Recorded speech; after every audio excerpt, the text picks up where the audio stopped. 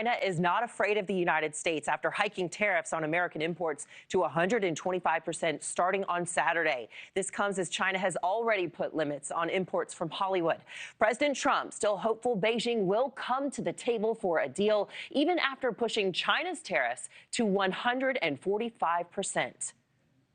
We would love to be able to work a deal. They've really taken advantage of our country for a long period of time. They've ripped us off beyond nobody. How people stood for it, sitting in my position, is not even believable.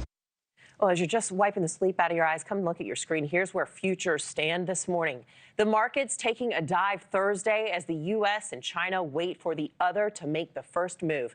Who's going to blink first? For more, I'm now joined by former Republican Congressman David Brat of Virginia, one of only 3 Ph.D. economists to serve in Congress. Great to see you this morning.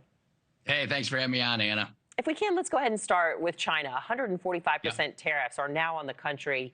Here's what President Trump had to say about the trade battle. Well, we'll see what happens with China. We would love to be able to work a deal. They've really taken advantage of our country for a long period of time. All we're doing is putting it back in shape. We're resetting the table.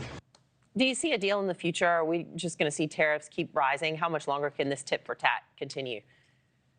Yeah, I think there's going to be enough pressure on Xi and China for a deal. The Besant, said yesterday they trade 5 times more than we do, right, as a percentage of their entire economy, and so he needs to feed 1.4 billion people. So this decoupling, which is roughly what's starting to take place when you're up 100% plus tariffs, is going to put huge pressure on China. And people may not know, right, that the mainstream media is kind of making fun of Trump's formula having to do with the trade deficits. But Bank of America and the World Bank have similar charts out. And basically, tariffs are only about 1/3 of the problem, right? 2/3 of the problem are the non-tariff barriers, right? The dumping, the Chinese subsidies that make products very low cost that we can't possibly compete with. Because they have slave labor. They've been stealing our intellectual property rights. So there's just a host of other practices, right, and regulations that China has against us that keeps us from sending our goods their way, right? We allow them everything, full access to universities, news, financial markets. We can't do anything.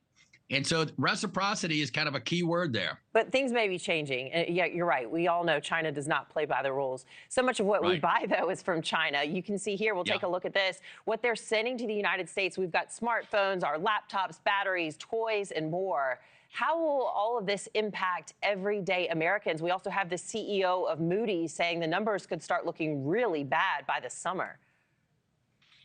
Yeah, well, that's the tricky thing about the framing of these tariffs. Import prices are going to go up.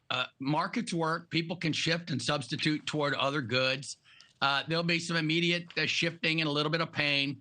But what it abstracts from is the fact that we've gutted out all of our inner cities and Americans don't have jobs, right? And manufacturing is highly correlated with innovation, research and development, the entrepreneurial spirit. And we've lost it. Over 5 million families have been destroyed, lack of jobs. I was born in Detroit, gutted. I'm in Lynchburg. We lost shoes, textiles, furniture, et cetera.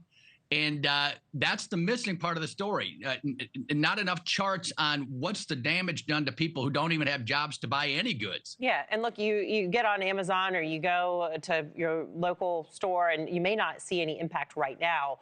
But the Yale Budget Lab, now they didn't mention a time frame, which I have a problem with, but they say consumers will stand to lose $4,400 of purchasing power in the short run. I mean, that is a lot of money. And who does that impact the most? It's not upper middle class and the wealthy. It's our low-income Americans. How detrimental could this be for them? I don't know if I buy that. If that's on average, right? That's an average number. What's the number on the bottom 20%, right?